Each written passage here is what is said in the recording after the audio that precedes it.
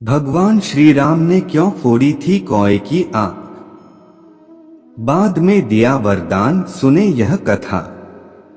क्या आप जानते हैं कि भगवान श्री राम ने कौए की एक आंख क्यों फोड़ दी थी? श्री रामचरितमानस में इस कथा का विस्तार से वर्णन किया गया है। आइए जानते हैं क्या है इसके पीछे की पौराणिक कथा। तुलसीदास जी ने भगवान राम और कौए की कथा के बारे में बताया है।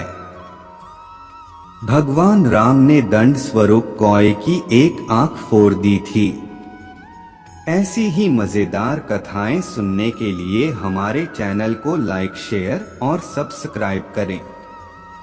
कौआ के बारे में एक काफी दिलचस्प बात जानने योग्य है कि उसकी होती तो दो आंखें हैं, लेकिन वो देख सिर्फ एक ही आंख से सकता है। ऐसे में अब सवाल ये उठता है कि आखिर कौए की एक आंख ही क्यों होती है? इसके पीछे एक पौराणिक कथा काफी प्रचलित है। भगवान श्री राम ने एक बार क्रोध में आकर कौए की एक आंख फोड़ दी थी। लेकिन क्यों? आइए जानते हैं इस बारे में विस्तार से। श्री राम और कौआ की कथा श्री रामचरितमानस में तुलसीदास जी ने इस कथा का जिक्र विस्तार से किया है।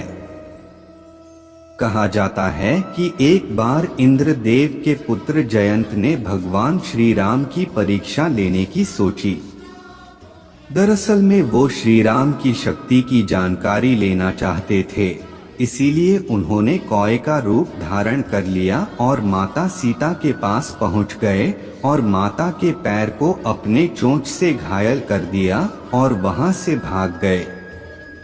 जब भगवान श्री राम ने माता के घायल पैर को देखा तो उन्हें काफी क्रोध आ गया और उस कौए के बारे में जानते ही उन्होंने अपने कोदंड नाम के धनुष पर सरकंडे को चढ़ाकर उस कौए पर निशाना लगाने की तैयारी शुरू कर दी, जिसे देख कौए रूपी जयंत की डर से हालत खराब हो गई और वो भागकर ब्रह्मलोक और शिवलोक भी गए।